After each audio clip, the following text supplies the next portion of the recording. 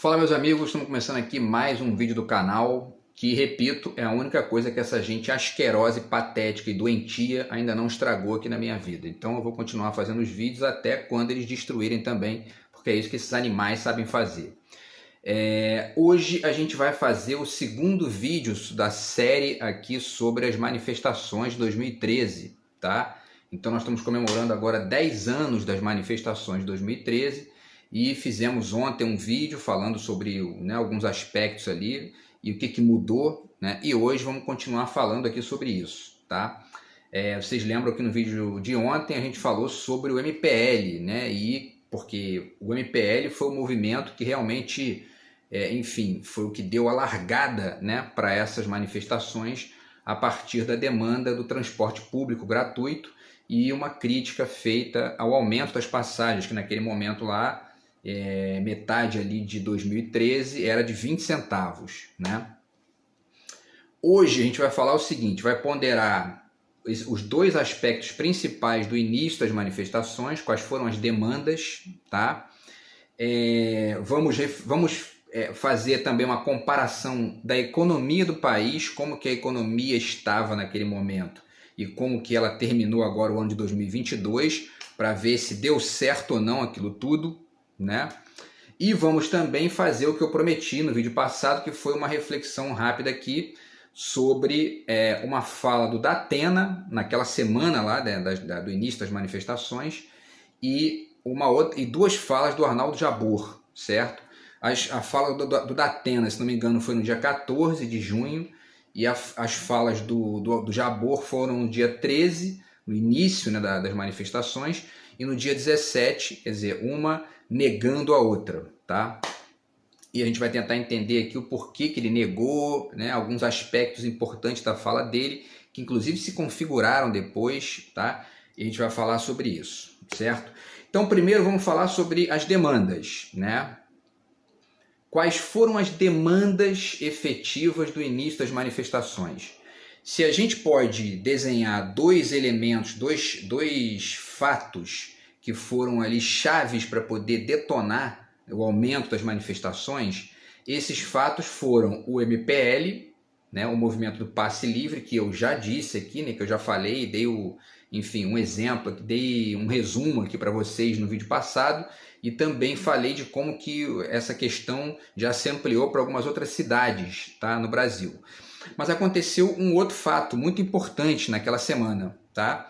No dia 15 de junho, aconteceu a abertura da Copa das Confederações no estádio Mané Garrincha, em Brasília, um jogo entre Brasil e Japão, e a Dilma Rousseff foi vaiada, né, por parte do estádio naquele jogo. Tá? Então houve uma vaia, né, enfim, estrondosa lá para ela, uma vaia grande, né? E essa vaia é um dos momentos ali chave do início das manifestações. Agora, essa vaia, ela é ambivalente e ela explica também muito do que aconteceu depois, muito mais do que o MPL, tá? Por quê? Primeiro porque essa vaia foi dada para ela por uma classe média alta de Brasília. Né? O jogo ali do Brasil e Japão, o ingresso em média custava R$200 para aquele jogo. Né? Então não tinha povão ali dentro, né? Era uma galera, né? Eram ricos e classe média, tá? De Brasília, né? Que é um reduto ali da direita, tá certo? E enfim, agora essas vaias elas tinham uma conotação de crítica, né? A gente vai ver na comparação dos números da economia que não faz muito sentido essa crítica naquele momento de 2013, tá? E aí, provavelmente, essas vaias foram meio que uma leitura equivocada das pessoas, conectando a Dilma com a questão das passagens, né? E, ao mesmo tempo, aquela vaia era também o velho complexo de vira-lata do brasileiro, que eu prefiro chamar de complexo de poodle, né? O brasileiro cuspindo na própria imagem, criticando a Copa das Confederações e a Copa do Mundo aqui, né? A partir de argumentos, né, esquisitos de que não se investe dinheiro em educação e saúde, mas se investe em estádios, né? Quando na verdade os estádios geraram, né, uma movimentação da economia violenta e ao mesmo tempo, né, um aumento aí enfim, da imagem do Brasil lá fora, que isso também é muito importante. Então, enfim, tudo isso, né, esse jogo todo aí acabou gerando a ascensão da direita para criticar um governo de esquerda naquele momento que estava bem sucedido na economia. Nós vamos ver agora, tá? Então vamos lá, vamos fazer uma comparação entre os principais dados econômicos do país, tá? Comparando 2013 com 2022, como é que acabou o último ano do Bolsonaro, certo? Primeiro, o único item que o valor é parelho, praticamente igual, é a inflação, que na época estava em 5,91 e em 2022 terminou 5,78, basicamente a mesma coisa, só que há que se dizer que aquele valor de 5,91 de 2013 era um valor médio que estava durando os últimos anos ali. Em 2022 terminou 5,78, mas 2021 foi 10,06 a inflação, tá? Então há que se fazer esse cálculo inteiro, pegando o governo Bolsonaro todo, mais governo Temer, etc., para ver, na verdade, que o cenário piorou, né? A Dilma nunca chegou a esse patamar de 10% de inflação, nem o Lula nos primeiros governos. Segundo dado, desemprego. O desemprego em 2013 estava em 4,8%. Em 2022 acabou 9,3% e caindo, porque já chegou a marcar 11% de desemprego no Brasil, com a direita no poder. Então isso também não melhorou depois das manifestações, né? Com todo esse resultado bizarro que a gente teve aí das manifestações, certo? O dólar no dia 31 de dezembro de 2013 acabou o ano R$ 2,34. No dia 31 de dezembro de 2022 o dólar fechou o ano em R$ 5,28. Agora está baixando, chegou aí a R$ 4,80, né? Mas chegou a 5,28 e ele foi mais, ele chegou a 6 e pouco, né, com Paulo Guedes, Bolsonaro, né? Terminou o ano de 2022 5,28, quase R$ 3 a mais que o dobro do valor que estava no final de 2013. Também não adiantou nada as manifestações nesse sentido, tá? Preço da gasolina, vamos lá. Em março de 2013, o litro da gasolina estava custando R$ 2,88. Em março de 2022, em média estava custando R$ 7,39, quase o triplo do valor. Sendo que em alguns postos, né, passava de 8, chegou a R$ 9,00 em alguns lugares. Então piorou também o preço do combustível, graças à modificação do PPI gerada pela dupla Paulo Guedes-Bolsonaro, né?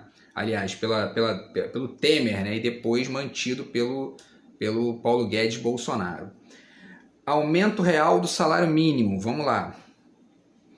O salário mínimo de 2012 era R$ 622, passou para 678 em 2013, ou seja, teve um reajuste de 9%, com um aumento real de 2,73%. O que significa isso? O reajuste de 9% é o seguinte: pela Constituição, na Constituição Federal, a Constituição exige que o salário mínimo seja aumentado, que a inflação do período seja reposta. Então, se você teve 5% de inflação de um ano para outro, no ano seguinte o aumento do salário mínimo tem que ser pelo menos de 5% também, né? E o aumento real daquele ano foi de 2,73%, ou seja, o que se chama de aumento real é aquilo que o salário mínimo ganha a mais da inflação, certo? E de 2002 a 2013, ou seja, desde o dia que o Lula entrou pela primeira vez, em janeiro de 2003 até 2013, o aumento real do salário mínimo com o PT no governo foi de 70,49%, aumento real, acima da inflação, certo? Agora vamos aos números do Bolsonaro, vamos lá. Em 2021, de 2021 para 2022, o salário mínimo passou de 1.212, né, teve um reajuste de 10,18%, mas a inflação foi 10,09%, ou seja, o reajuste zero praticamente, de 0,0 alguma coisa ali. Tá? E detalhe, o governo Bolsonaro propôs um aumento menor do que o da inflação. Ele propôs 1.169. O Congresso votou contra e disse, não, tem que seguir a Constituição. E aí aumentou para 1.212, tá? E, para finalizar, o aumento real, na verdade, do salário mínimo da dupla Temer-Bolsonaro não aconteceu, ele foi negativo, na verdade. Temer, menos 0,2%, quer dizer, teve perda do poder de compra à população, e o Bolsonaro, contando os 4 anos, menos 1,2% de valor de compra, certo? Então, quer dizer, a dupla Temer-Bolsonaro foi a pior. O Lula aumentou agora, deu um aumento real de 6,1% agora no salário mínimo, no início do ano, e já fez mais do que Temer e Bolsonaro juntos. Aliás, fez 6 vezes mais do que Temer e Bolsonaro juntos, só em 5 meses, em relação ao salário mínimo, tá? Para finalizar, os números do Lula: primeiro mandato, 38,3% de aumento real. Segundo mandato, 17,4% de aumento real. Dilma, primeiro mandato, 12,4% de aumento real. E o segundo mandato dela, 5,5% de aumento real. Depois entra o Temer e cai para menos 0,2%. E Bolsonaro, menos 1,2%. Certo? Então, isso também não melhorou o país. Então, pessoal, do ponto de vista da economia, né, as escolhas feitas pela população a partir das manifestações e fazendo eco ali, né, a tudo que estava sendo publicado, tanto nas redes sociais quanto na mídia comercial essa que começou a tentar, né, cooptar as manifestações, a gente vai ver agora aqui analisando o Jabor, isso gerou, na verdade, prejuízo para a maioria da população, certo? A maioria da população brasileira perdeu com a troca que foi feita, com o impeachment da Dilma, né? E a gente vai ver o porquê que esse impeachment da Dilma foi fruto das manifestações, tá? A gente vai ver agora aqui a partir de 2 coisas. Primeira delas, tá?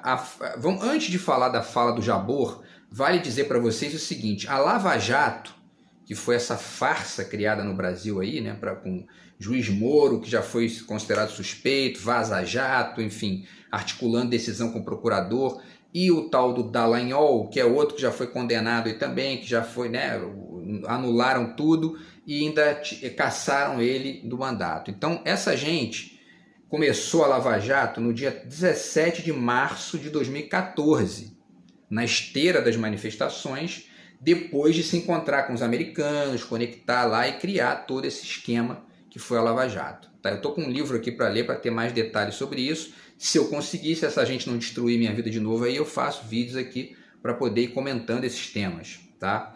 Mas enfim, a segunda questão que demonstra nitidamente esse movimento, né, óbvio até e esperado da grande mídia comercial de cooptar as manifestações para a sua própria pauta e, portanto, para a pauta do grande capital, do mercado financeiro, da direita brasileira, é essa fala do Jabor. Então vamos ver, ele faz 2 falas, a primeira no dia 13 de junho, ali no calor das primeiras manifestações, e depois no dia 17, né, por algum motivo estranho, que a gente imagina qual seja, né, provavelmente chegaram no ouvidinho dele lá e falaram, né, baixa a bola aí que isso aí pode ser bom pra gente, entendeu?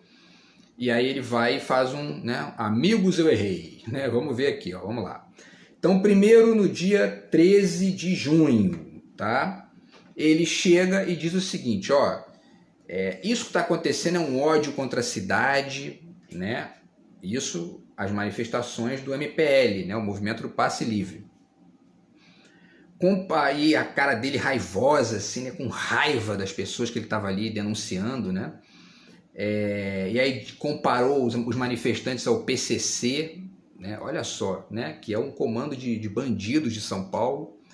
Disse que os manifestantes são, em sua maioria, filhos de classe média e não precisavam das passagens de ônibus, né? Como se a classe média não usasse ônibus, né? Entendeu? E como se a classe média não pudesse se manifestar. né, inclusive dessa forma legítima, aí, né, enfim, por uma causa justa, que é um transporte público de qualidade gratuito. Né? Defender os policiais, que é a tônica da direita brasileira. A direita brasileira é isso, só pensa em polícia. Né? Tá aí o Tarcísio em São Paulo já, né, aumentando lá o efetivo da polícia e privatizando empresas públicas, enfim, isso é a direita brasileira. Né? Depois ele diz, ó, no fundo, tudo é uma imensa ignorância política. Quer dizer, ele era um ignorante. Né? Ele era um ignorante. Porque hoje a gente vê que essa pauta de serviços públicos de qualidade, a gente vai estudando cada vez mais a coisa, né? E essa vontade que a gente vai tendo de estudar e de entender melhor as coisas foi muito fruto também dessas manifestações. Né? E mostram para a gente que essas pautas e essas medidas e essas funções públicas são muito comuns na Europa, por exemplo, né? Em alguns países do sudeste da Ásia ali, enfim, né? E na Inglaterra, na Austrália, na Nova Zelândia, no Canadá, enfim, né? Nos países ricos, no Japão, né? Os Estados Unidos é que não funciona assim, mas eles têm um Estado maior, a gente já falou sobre isso aqui, né?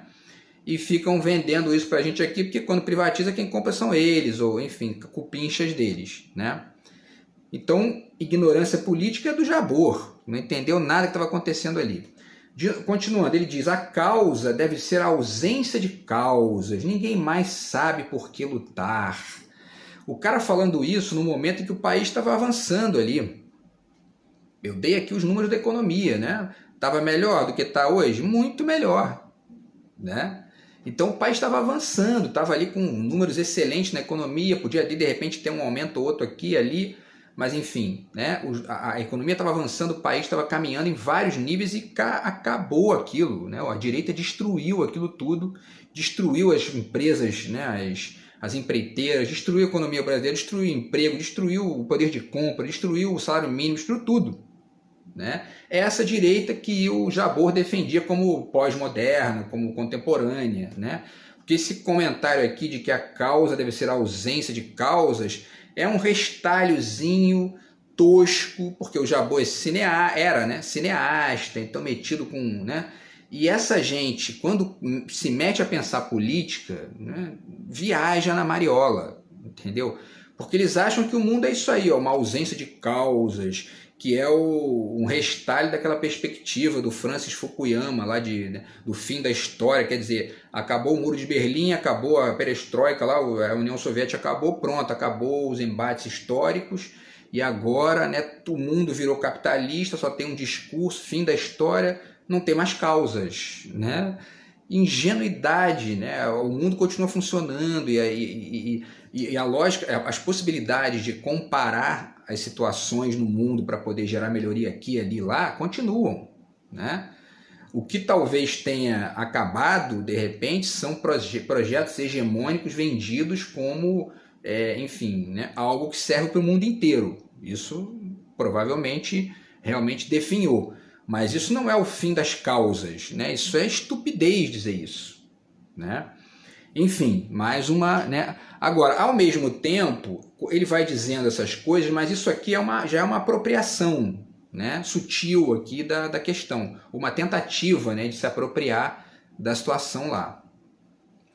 E aí ele continua, ele cita riscos, né, futuros do governo, porque essas pessoas tinham que estar dizendo que o Brasil está se ferrando aí, daqui a pouco tem inflação no futuro, fuga de capitais, juros e dólar em alta. O que gerou inflação, juros e dólar em alta foi a ascensão da direita que ele defendia. Né? Então, quer dizer, nunca me enganou, esse sujeito nunca me enganou, entendeu? Nunca me enganou. Tem né, escrevia razoavelmente bem algumas crônicas ali, com uma certa ironia assim, tal, mas politicamente era uma besta. Né? Tá aqui, a prova é essa. Né?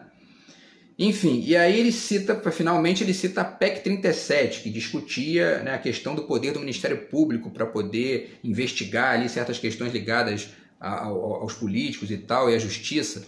Enfim, que eles colocaram como a pauta, né? E isso acabou vingando, né?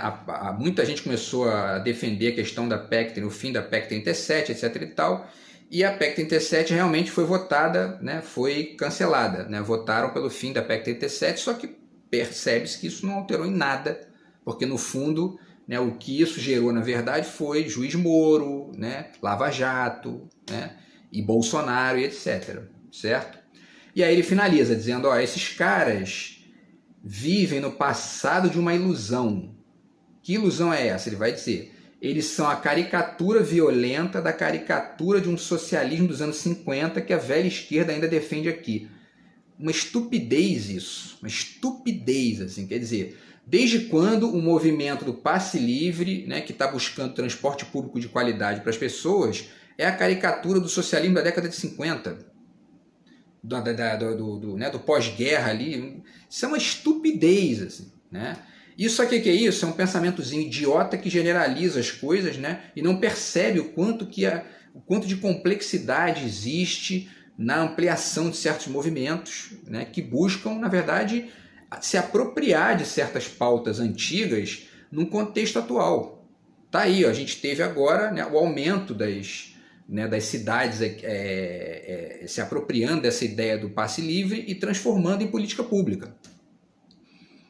Quer dizer, haviam 16 cidades apenas naquela época das manifestações, hoje são 67, né? Eu falei isso no vídeo anterior. Enfim, então quer dizer, um aumento grande aí e com propostas. Quem não viu o vídeo anterior, veja, porque as propostas estão lá e são ótimas, tá? Para melhorar a vida das pessoas.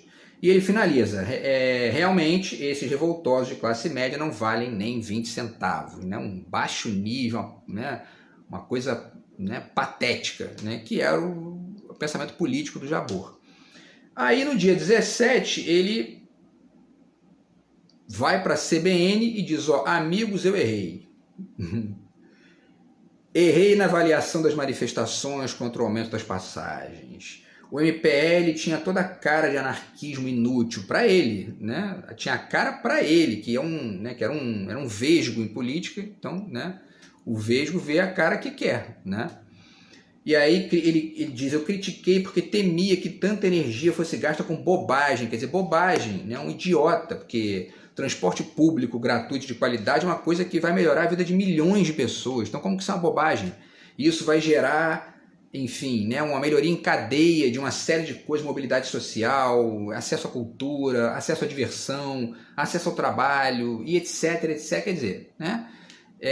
Idiota é ele que é um bobalhão, né? Era, né? E aí diz, mas eu errei, e aí é que vem o ponto-chave aqui da questão e que se conecta com a forma como essas manifestações foram apropriadas pela direita mais ampla, né? Ou melhor, a direita mais poderosa, né?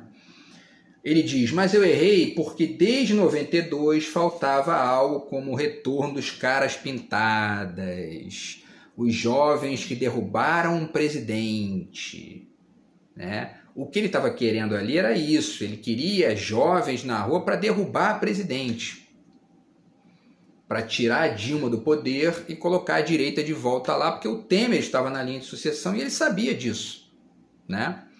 E aí ele continua. Então, essa fala do Jabor aqui é a chave, né, associando as manifestações ao evento de 92, que não tinha nada a ver com aquilo que estava acontecendo ali, né? Nada a ver. A pauta não era impeachment de presidente por corrupção, a pauta era transporte público de qualidade, né? E aí ele diz, acho hoje o MPL mais rico do que os caras pintadas, justamente porque não tem um rumo, um objetivo certo a priori. Isso é uma besta de dizer isso, porque o objetivo era muito claro, né, do MPL. O que estava sem rumo, na verdade, era o objetivo daquela massa de milhões de pessoas que foi para Presidente Vargas, 1 milhão de pessoas ali com um cartazinho na mão, sem saber o que estava fazendo. Eu conversei com algumas pessoas que foram, eu nem sabia o que eu estava fazendo ali, entendeu?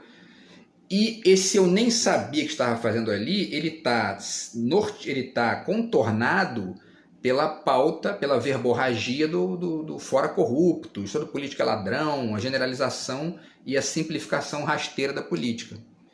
Isso aí é um terreno muito fácil para ser apropriado pelo poder econômico para poder, então, ditar os rumos a partir das suas próprias demandas. Essa é a questão, certo? E aí continua, né? Eu cito o Cacá Diegues dizendo que ele escreveu que o MPL pode ser fruto de uma crise de representatividade política, né? Até isso não diz nada, mas enfim, né? Disse que a força do MPL tinha que ser canalizada para o tema da corrupção institucionalizada. Essa é a malandragem, entendeu? Porque quando entra em jogo essa questão da corrupção, generaliza, e esse tema é vazio na cabeça da maioria das pessoas aqui no Brasil. Porque é isso, né? Ninguém conecta essa discussão, ou ninguém, né? Mas essa massa meio ingênua não conecta essa questão com o projeto. Eles acham que corrupto tem que ser preso, é isso aí. Todo mundo, no final das contas, todo mundo chega lá, vira corrupto. Isso é um lugarzinho comum aqui na fala da maioria, né? É uma ingenuidade, mas essa ingenuidade é facilmente apropriada pelos malandrinhos de ocasião, como Bolsonaro, Paulo Guedes, enfim, né?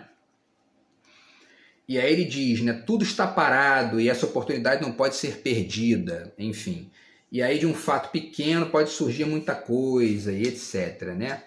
Agora, não basta, né, vamos finalizar aqui, não basta lutar genericamente contra a corrupção, há que se deter em fatos singulares e exemplares, como, por exemplo, a terrível ameaça da PEC 37, blá, né? E aí ele cita o mensalão e o processo da morte do Celso Daniel, que é um lugarzinho comum, idiota aí também de certa parte da direita, que fica insistindo nessa questão que já está resolvida.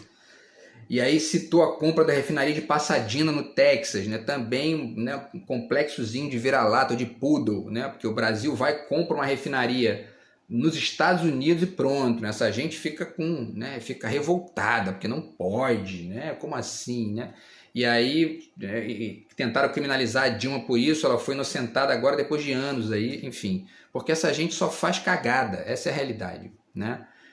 E aí ele finaliza lá, né, com algumas questõezinhas toscas e, enfim, passa a defender os manifestantes.